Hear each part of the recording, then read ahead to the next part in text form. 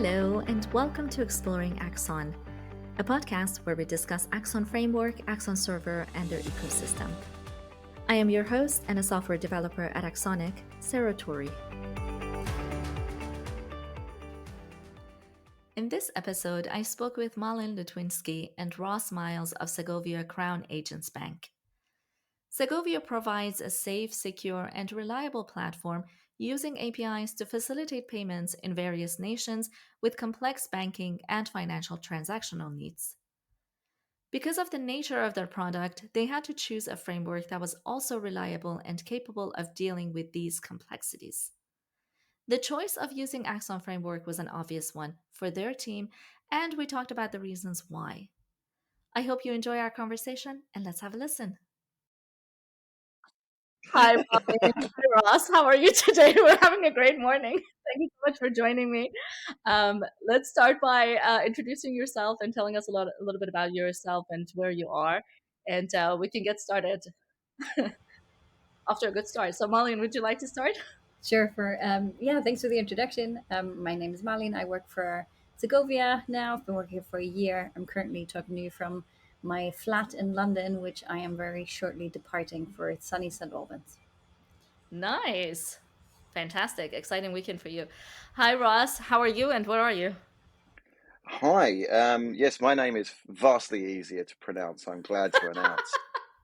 And I am based in Eastbourne, the UK. For those of you that don't know where Eastbourne is, which is 99.999, heck, 100% of your audience. It's somewhere near Brighton and it's somewhere near London if you can possibly take American distances as proximity. So I'm working at Segovia, Crown Agents Bank. I've been here even less time than Malin. I have been here since October last year, and in that time I've been promoted, so I'm doing something right. Nice. No, I've been promoted from lead engineer to engineering manager because pretty much on day 4 of arrival, I was told that my engineering manager was moving on to better pastures or different pastures. So yeah, I find myself in the Surprise. really exciting. Yeah, I find myself in the really exciting role of being engineering manager of a great group of people. So Nice. yeah, I'm very That's always blessed. great. Nice. Very good. Yeah, for the listeners who were wondering why I was cracking up at the beginning because I couldn't pronounce Marlene's name correctly. But You hopefully just I did it did best. perfectly. Great. Wonderful. So tell me a little bit about Segovia and what you do as a company. What is it based on? So if you'd like to start, Marlene. Yes. Sure. So we, together with Crown Agents Bank, are now a business that's very much focused on connecting remote economies. So this is anything you can imagine that has either sanctions on the country as a whole or places where the people who live in these countries don't have access to bank accounts or a stable financial system. And the overall idea is that we want to make sure that those places don't get left behind just because of the lack of investment um, in financial systems there. So what we do is we send payments to people who don't have bank accounts. We send payments to people who do have bank accounts, but in sanctioned countries. And we facilitate a lot of charity payment and government fund payment to those countries by bypassing the government on the ground, which doesn't mean it's illegal. It just means it's less likely to be brushed under the table by some of the governments that consider doing that sometimes. Yeah, so that's really interesting. So, in doing so, I can imagine there's a lot of conflict that arises as you're dealing with different nations and different policies and things like that. So, how not to get too much into to the political conversation here, but how do you overcome that, and how do you make it possible so that people who don't have bank accounts be able to do these financial transactions more easily? Ross, if you'd like to, yeah. Sure. Yeah. So we have a lot of technical mechanisms that we overcome these things with, but we also have incredible relationships with the sorts of companies or clients and organizations that are trying to get the money there in the first place. So yeah, when you think of it as sending money from one geographic location to another, where it's very, very difficult to a frontier market, then absolutely, that is what we do. But we do it on behalf of people that make it ever so slightly logistically easier. So we might do it on behalf of the World Health Organization. We might do it on behalf of Save the Children. We might do it on behalf of any number of these sorts of organizations where it's I guess we start from an interesting starting point where someone is going, I want to be able to get funds to these people in these Right. locales, and no one else is able to do it. It's like sometimes the phrase that's used. No one's even Yeah. ready or got the risk appetite is the sort of industry lingo for it. And then there's a technical challenge itself. So we have an API and a UI that helps people make payments and foreign exchange through to these frontier markets, through to mobile network operator wallets, through to where there are bank accounts to bank accounts. But it's to say it's a incredibly complicated and fragile set of possible services that we integrate with would be an understatement.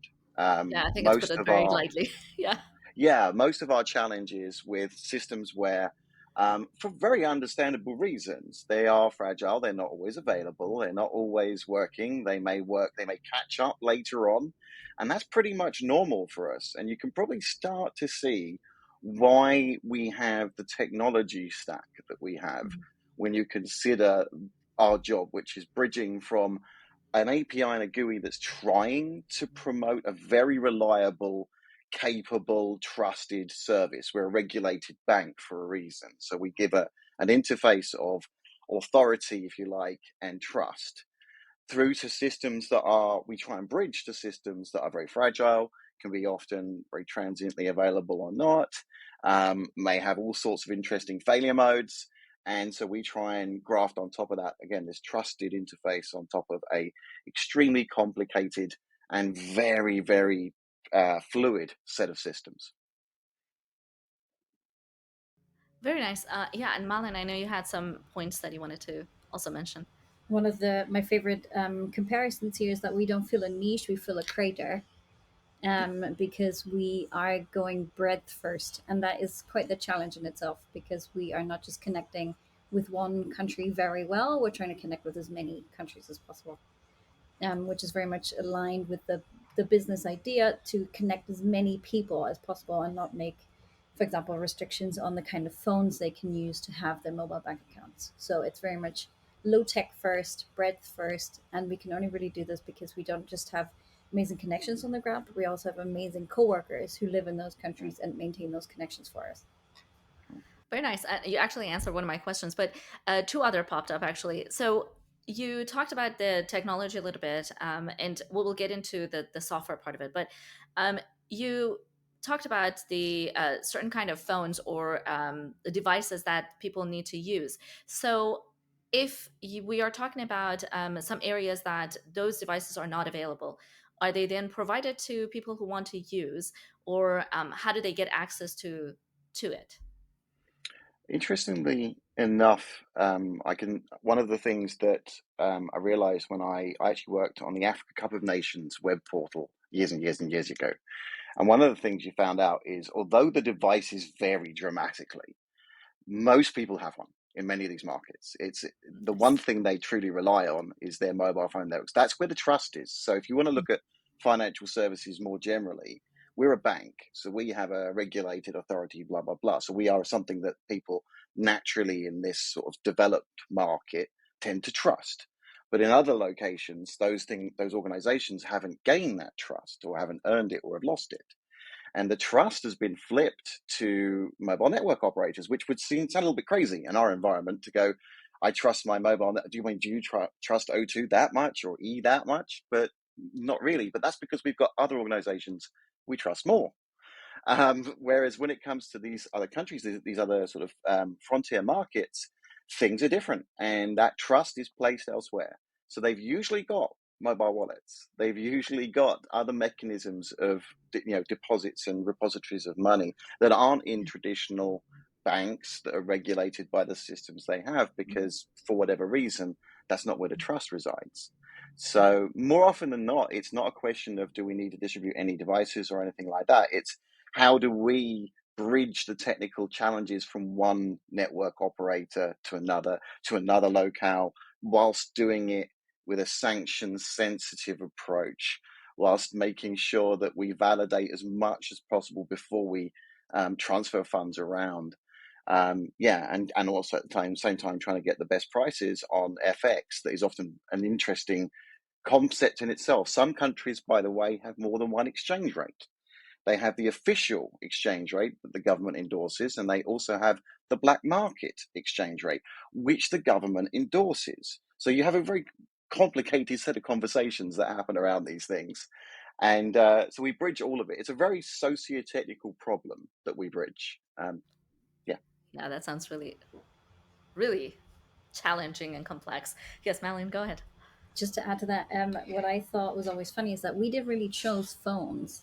The Mhm. people on the ground did, and we didn't invent mobile wallets. The people on the ground did. So at Right. the Yeah. beginning, the mobile telecom providers realized people were using phone minutes, if you remember what those are, to send each other money. So they were converting it themselves into phone minutes and then sending it to each other as forms of payment. Right. Until they then realized, okay, why don't we just give you that capability on your phone without having to translate into minutes and back? And that's the technology we're plugging into. So Mhm. it's not really something that we've introduced to the world. It's something we picked up with an ingenuity by the people using it, Yeah. Yeah. and then was just utilized in the way that we do. Yes, it's And fascinating because. Yes, go ahead, sorry, Russ. ju- Yeah. just to add on to that, we obviously have the need to reach the person on the ground. But we also have some very large organizations that try to transfer to other sort of local centers of distribution, if you like, within certain countries. For example, we're a big part of the UN's ability to transfer relief funds actually into Afghanistan, which obviously is very topical at the moment with the Yeah. crisis they've had. There multiple crises really that they've had there. And we are a huge part of that. We have an incredibly relationship with the UN for a bank that very few people have heard of. Crown Agents Bank is not usually what everyone's going. Oh yes, I bank with them. I remember them on the high street. No, you don't. Right. No. Unless you were the Queen back in 250 years ago, you probably don't remember them particularly well. But or the King, I guess, back then. Whoever is heading the empire, but we don't go there. But the point is that as an organization, we've got incredible network of contacts that we can leverage to reach these places. And then what we do in the engineering group on the payment gateway, what used to be called Segovia, is we provide the technology underpinning that makes that really easy and trusted for people to take Mhm. advantage of. Yeah, that's really, really interesting. And so then this payment method, is it just used by organizations, two people, and the vice versa, or can it also be used by just regular people to send money back and forth, sort of like, I don't know, another method of paying your friend, for instance? Is it particular to Interest an organization, or can it be just used by any user? it's it's primary. So our touch point, our clients are usually organizations. That doesn't mean Okay. that they aren't dealing with people, because they often Right. are. One of our I think our originating company, or now our client, Give Directly, is very much in that bracket of being an organization that enables people to be able to give or get money to people. Yeah. But we're part of that fabric. We're part of that payment pipeline. But Gotcha. yeah, we tend to deal with the organizations. So it tends Yeah. to be large amounts of payments for Hmm. large amounts of money. And Right. yeah, one of the things we're very good on is the FX trading as well. So we get good prices on that. We tend to be more expensive on payment because we're going to interestingly difficult places to reach. But our Right. FX work is usually very good to get the right prices there. So I've got very industry lingo now on this, Right. and I Right. want to That's stop. okay. But that is No, kind that's of great what stuff. as a business, that's what we do. Very cool. So then, I guess an quote unquote easier question, I guess, would be then let's talk a little bit about the technology that you use, because you do have to use some really um, great technologies to be able to overcome some of these hurdles. Now, being in a financial sector, it kind of makes sense to use event sourcing. But can you tell us a little bit about why you particularly chose to maybe go to more of a um, we're going to talk about CQRS. So maybe we start with that, maybe using the CQRS and modeling your architecture a little bit differently to serve these purposes of, you know, transitioning money from one place to another, or taking care of these financial needs that you have. So tell me a little bit about that, Malin. Go ahead. So I wasn't around for the time when this decision was made, but I am still around to appreciate the decisions that were made. And I think if you really boil down banking, what we do is we send payments. We do that quite a lot. And especially in our industry, we do it in slightly different ways for slightly different regions. So one Right. of the things that's really helping us is to have specific sagas or specific structures in place that will repeat or look similar, but have slight differences each time. And I think another one, and this is for me as a paranoid person who always thinks everything can go wrong, that will go wrong, other way around, will go wrong, that can go wrong. Christ, I'll try that again. Everything, We gotcha. Jesus, a pessimist and paranoid person. There you It's go. getting worse. It's getting worse by the minute. Ding, ding. The fact that the database is event based, Mhm. so we have a constant stream of events, which means we could potentially see what went wrong in the past, and also maybe don't have any fragility worries in our database when it comes to replaying events or seeing Right. how things passed. That is something that I find incredibly important because, Right. as Russ said, sometimes we integrate with systems that aren't stable, and we need to just re-kick off a whole load of events, and that's much easier to handle in those situations. Yeah, and obviously you want to be able to see how everything happened exactly as they did, and how you get to the state that you are currently. So that Especially if I absolutely just makes may, sense. if I may throw this one in, especially if we Yeah. integrate with FX, because FX rates are very time dependent. So if we have Right. an Right. exact story about what happened when at which time, that gives us just additional credibility when it comes to being reliable on the FX side. Yeah, that makes sense. Well, sorry, one way of looking at our technical choice, particularly around CQRS and event sourcing, is that if we hadn't, used Axon to do it, heaven forbid we hadn't used Axon to do it, then we How would have could you ended not up even have building it thought about that? exactly. Go ahead. In that crazy world where someone doesn't choose to use a incredibly great framework, we would have ended up building it anyway. We would have Mm. had it, but it wouldn't have been as clean. It wouldn't have been as navigable. It wouldn't Why, have thank been you. as easy. Ross, No, no, come no. through for us. Well, Who paid you? well, I am being entirely honest. Allard has not slipped me £500 to say any of these things. I was gonna say, did you send something? Where's my bribe? Yeah, but I it's want to get actually my share too here, and I work we for could talk later. We could talk later about how many things are wrong. Let's do that later on. But Sure. Yes, we'll but get to that. right now on the substantial stuff that's right, it's actually very similar to. I used to help deliver Greg Young's course on CQRS and event sourcing in London, and it's very similar to essentially what I came away from his course is often saying, because he was very quite famous for saying you don't need a framework to do Yeah. CQRS and event sourcing, which always made Allard and I laugh, going, "Of course you don't. You don't need a language to program computers. You could use bytecode." And it's kind of the truth of it, right? So we have a very, a great set of abstractions that help us do some very advanced things Mhm. in our system, but you would have to invent yourself if you weren't using a framework. Yeah. Because of the nature of the systems we've got to have the repeatability. We've got to be able to bridge the availability differences. We've got to be able to have the auditability to know back in time, how did we get here? And we also have to have the correctability, because what, these systems go wrong, errors occur.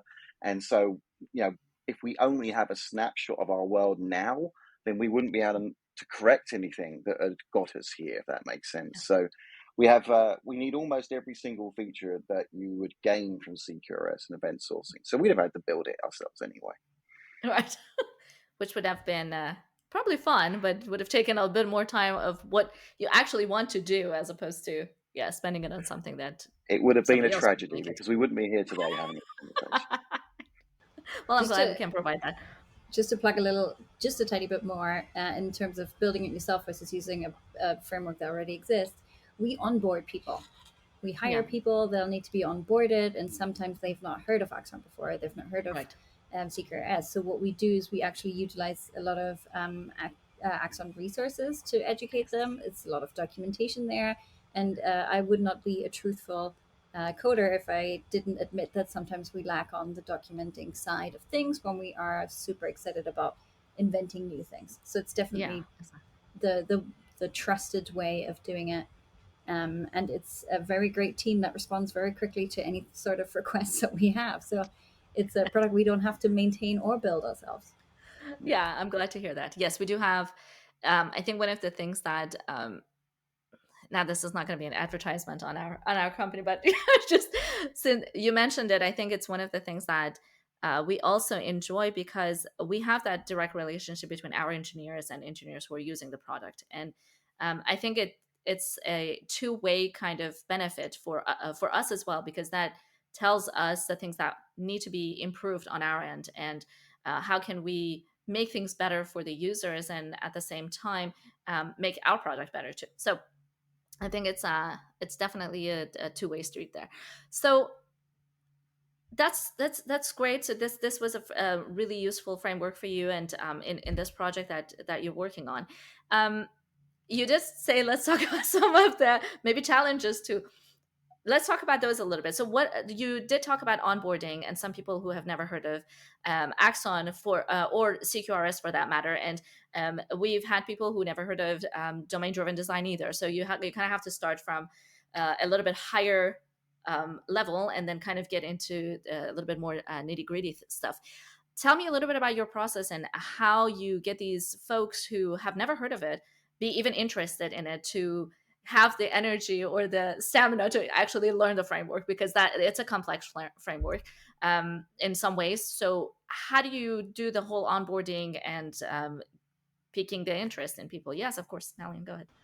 I've onboarded quite a few coworkers in my time, and I always like to go with a little bit of mystery of not just not telling them what it is or what it does, but introducing the framework and then introducing a story within our code Mhm. um, lifetime and within the life cycle of our code. For example, we Right. say payment begins here, it goes through the systems here. It goes through the following events. The events cause commands. The commands cause the next event. And so we kind of tell a story in those terms. We use the Right. terms of events. We use the term of commands. We use the term of whenever we persist something.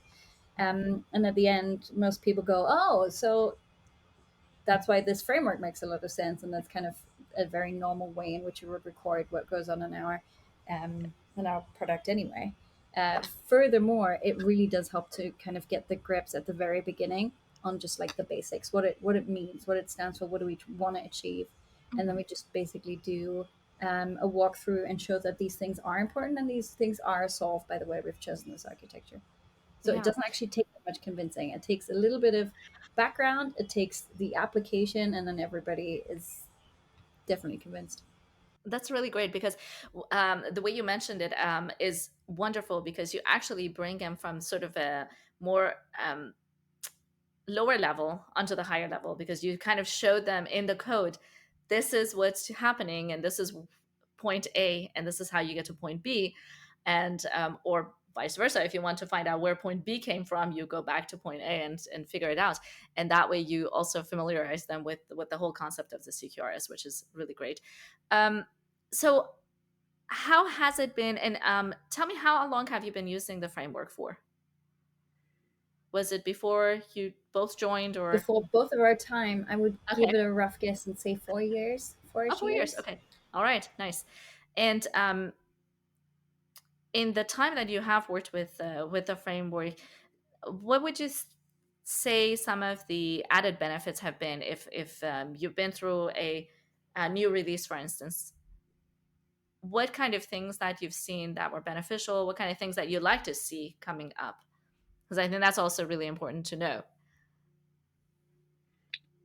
I, Go for I it, can Ross. I can say what it was like for me when I was being interviewed by Malin. Actually, there's a story about this. I remember asking a question, and I was blown away by the answer. I said, "How?" And first of all, I was blown away in a good way and a bad way for two different questions, really. So the first question is, how frequently do you release to production? And Uh-huh. it's approximately every week. Which I'll Yeah. be honest, coming from other backgrounds, I was like, that's pretty loose. I get away with any day.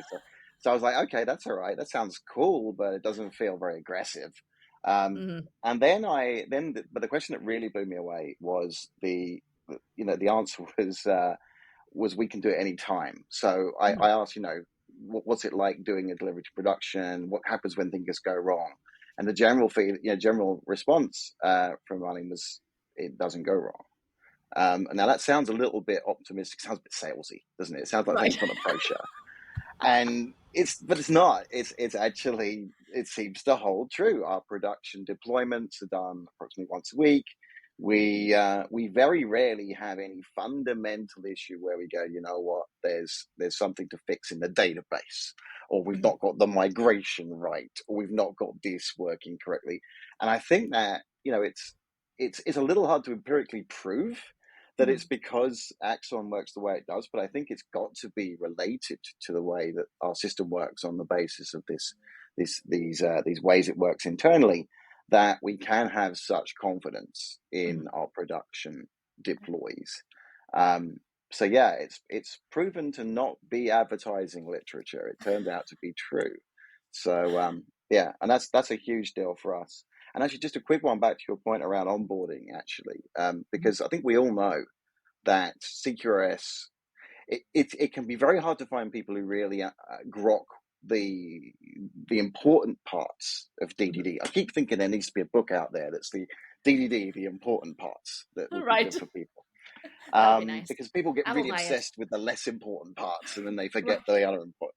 So, but yeah, so it's hard enough to find people that have a common understanding of DDD sometimes. And then you sort of go out and you try and hunt for people that also know CQRS and event sourcing. And at this point, you are looking for the proverbial rocking horse poo. Um, which is hard to find. So Mhm. what you end up doing, what we've seen anyway, what I've seen, is that we've managed to expedite the familiarity with what we've got a number of ways. Partially what Malin was talking about in terms of exactly giving the context, letting you explore it, let you understand it from sort of first business principles, why the problem space that we have to overcome. That's extremely powerful starting point. The other things that we do is we've got walkthroughs through the code that talk about why things work the way they do, so you can discover that yourself. And the last thing that we've done quite recently, and I know that there's been some talk of doing similar things in the Axon family as well, is around a visualization. We have now a plugin, I think it's for IntelliJ, written by Chris It Turner, is. and Yeah. it's a wonderful little visualization that we can, and it helps people from it. So some people are very visual thinkers. I'm a visual thinker. You I can am. walk me Yes. through Well. code until you're blue in the face, and I might have grasped 10% of what you've said, Right. maybe. But when it comes to a picture, I'm much better. I can memorize pictures and walk away and come and redraw them quite happily. And so yeah, that was something that we talked about a while back, wanting to have, and it's Yeah. been it's been a real boon to us, and I think it will be an incredible boon for us going forward, Mhm. as we start to bring on more people. Because one of our big challenges as a company is we're growing, we're hiring, we're bringing new people in, Right. and that's great. But then there's, as I say, we're trying to find people who have experience of Axon and all these other bits and pieces, and so we're not. We're trying to find Yeah. people that are able and very, very willing to get to grips with these technologies and these Right. approaches, and we're doing our best to make that journey as quick as possible, quick and easy as possible. Yeah. I think it's really important to have the excitement to learn and want to discover new things for whoever's joining any team. I think that's the first thing that a lot of times I'm excited about too. If somebody's new joining the team here and okay, I know nothing about it, just put me right in the middle of it and tell me how it works, and they grasp it. So um, we talked a little bit about documentation, which is one of my passions, which is I gotta have documentation. Um, Tell me a little bit about how has the documentation worked for you when you were brought into this project and Axon was already being used, and you wanted to learn more about it and kind of find your way into your project specifically, and also how certain things worked within the framework. So I think for me personally, the route was along the lines of starting with the general principles through the Axon website. So either the training videos or just clicking through what things are, what's a command, what's an event, all these kind of things. But then we have, and I need to give credit where credit is due, an absolute incredible amount of internal documentation in the code that actually guides you through how Axon works. So we basically wrote in a guided tour. Start here. This is where payment starts, is born, and then follow the payment through its lifetime Yeah. until it finds its rightful place in the pocket of the person that should have the money.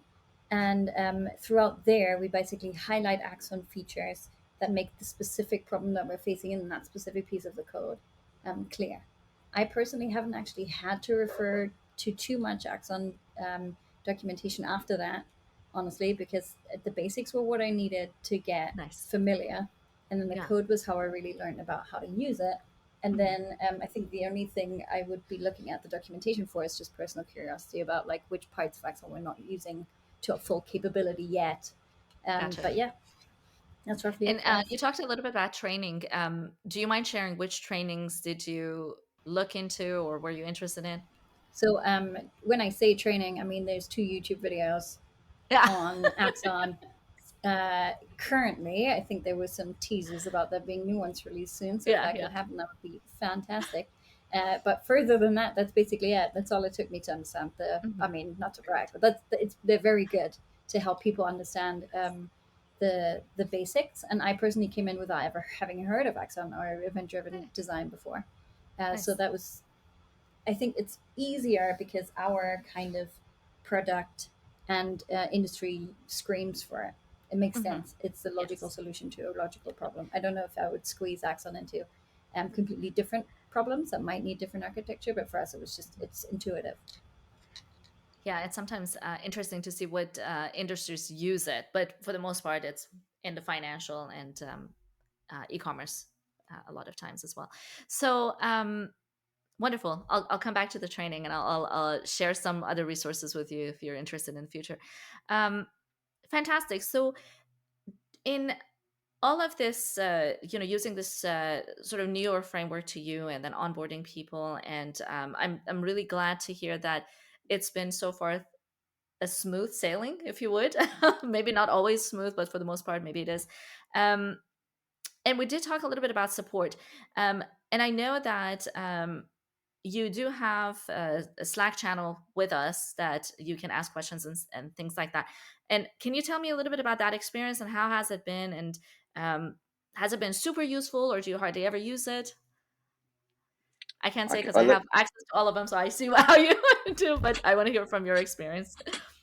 so I mean, obviously, in my relatively short window, with having access to a Slack channel that Allard's actually on, Yeah. I found it wonderful to be able to abuse him on a minute by minute basis. So thank you for that.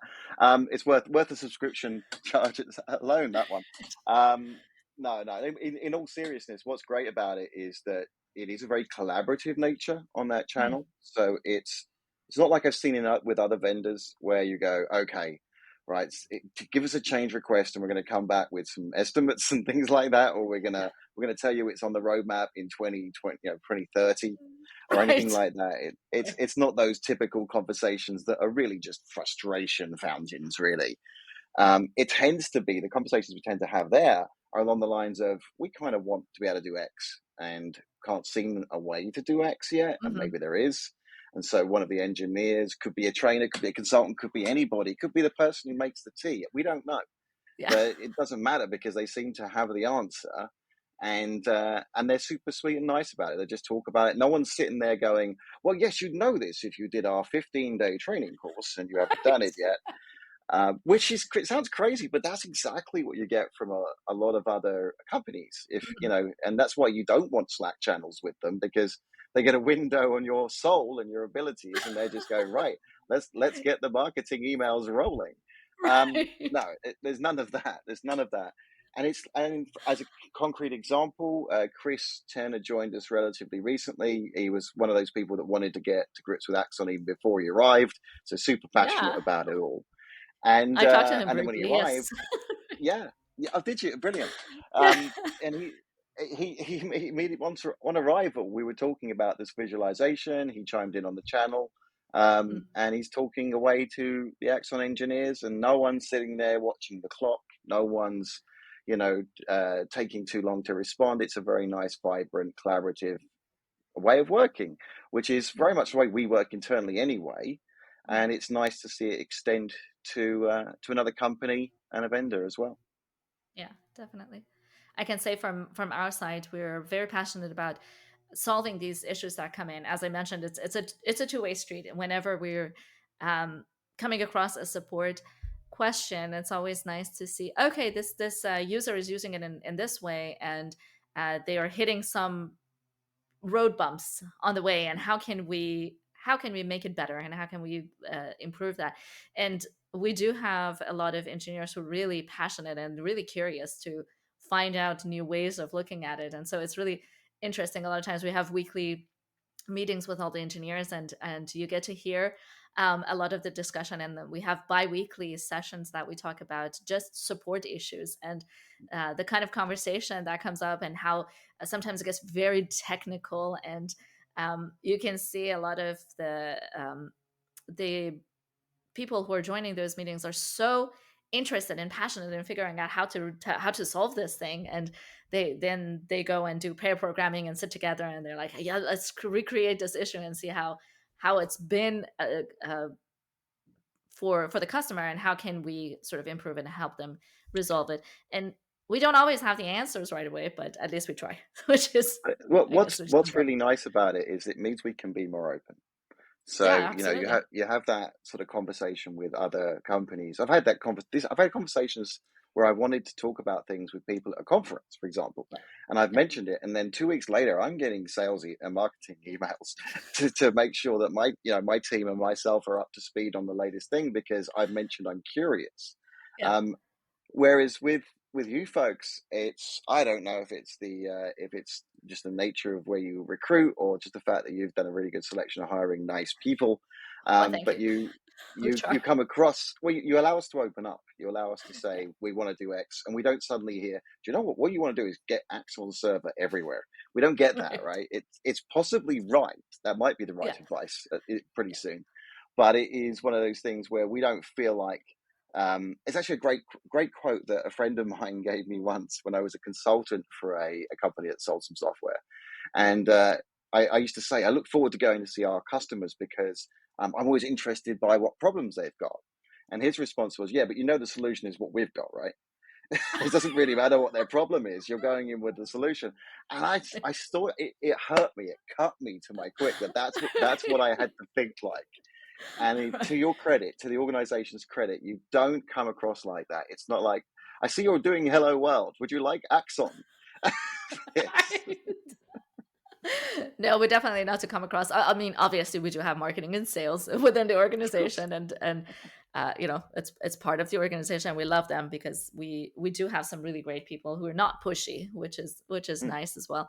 But yeah, I think it's we do understand on our end, as a developer, as somebody who wants to do development and wants to solve questions at hand, or find answers to your issues. You're not We do understand that. For instance, if I'm looking for an answer to an issue that I have, I don't necessarily want to talk to a marketing or salesperson.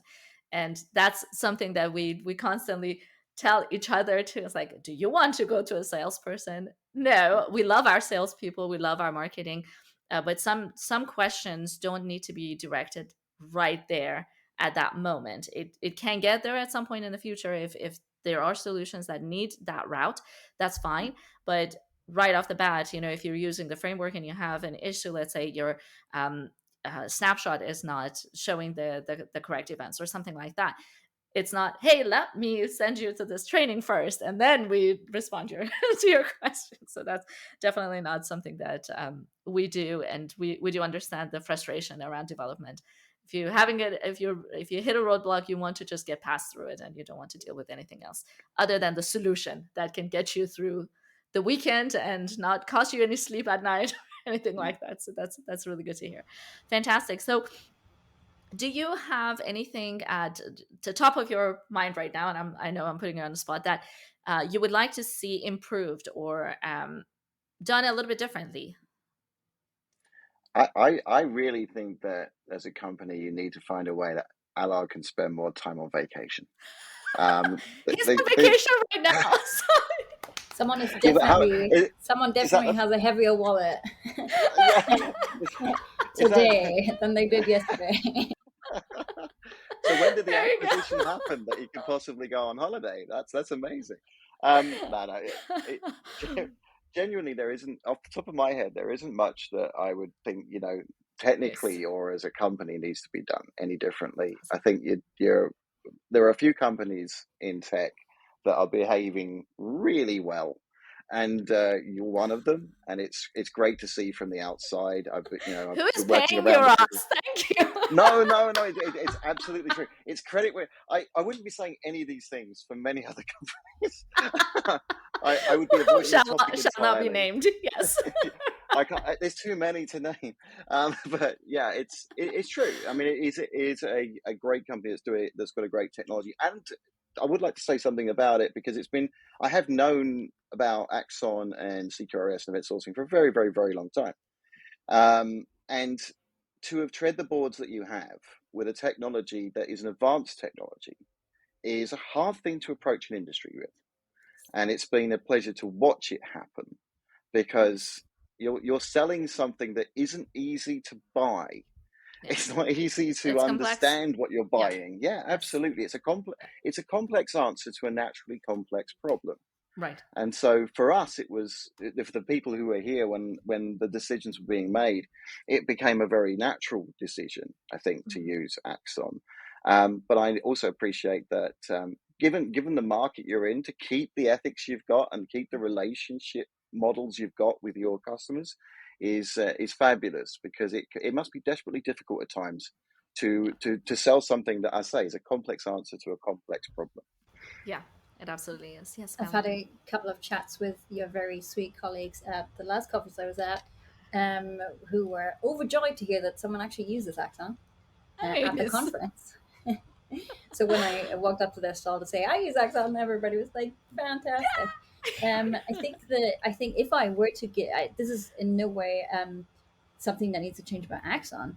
I Mhm. think if it were to be easier to be considered by others, I would look beyond the marketplace of people who are currently deciding which architecture they should use overall in the first place. So Right. there's so much financial commitment behind having made the wrong decision Yeah, when it comes absolutely. to your architecture. So if there's Yeah. anything, I mean, we can see that Kotlin can auto convert Java to Kotlin. Yeah. That's pretty neat. I don't know how easy that is for a framework. Probably not as easy. But if there were more bits of information or training courses, documentation, or any implementations that says, "Oh, you're starting with this model, Right. but you've now decided Axon is the right way to go. Here's how to do it," or Yeah. like making it It's a accessible to really good. people who've already maybe walked down a couple of steps the wrong lane and don't want to succumb to uh, yeah, a sunk cost fallacy, and instead want to do the right thing, but it seems like a little bit of a scary thing to do. Yeah, definitely. And that's a really, really great advice and a great suggestion. And that's one of the things that we a lot of times talk to new customers, for instance. If somebody comes in and we do have a solutions team who sits down with them and talks about their architecture, where they're at, where they want to be. And we do recommend, various forms of modeling. And you were talking about visualization. And actually, that was one of the conversations I had with Chris, which is how to visualize your architecture, and how to make sure that you're designing it in a way that your APIs are modeled correctly. You're able to later on extract certain modules out of your current module and whatnot. And it's really interesting to see that process. And that's one of my passions, because I love visualization. I'm also a visual learner, and seeing that and being able to understand it by just looking at it, it makes a huge difference. And those are some of the things that we are in the process of either improving or talking about how can we get some of these modeling tools to use in coordination with the framework. Or if you're using a certain type of architecture, how can you come into what we're recommending, and so on. So there are a lot of various conversations happening about that, which which is really great to hear that you feel sort of the same way, which is nice. So fantastic. I'm so happy to hear. I really didn't mean for this to be an advertisement on Axon. I'm like, we do great.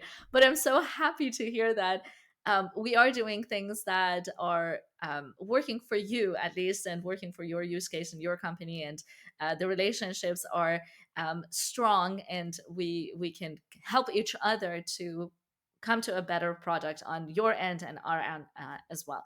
So thank you so much, both of you, for giving me your time today. I know it's a Friday and almost evening your time, and having this really wonderful chat with me. Really, really appreciate your time.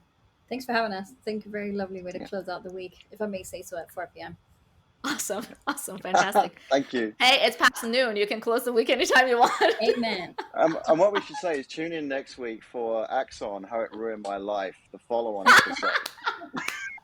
By Alan. Good, the bad, and the ugly. By Alan. He'll be back from vacation next week, so there you go. Perfect timing. We'll throw him right in there. All right, thank you guys. Have a great week. Talk to you soon. Cheers. Thank you for listening to my talk with Malin and Russ. Please join me next time as I talk to other wonderful guests with great projects and ideas. Until then, have a great time and happy coding!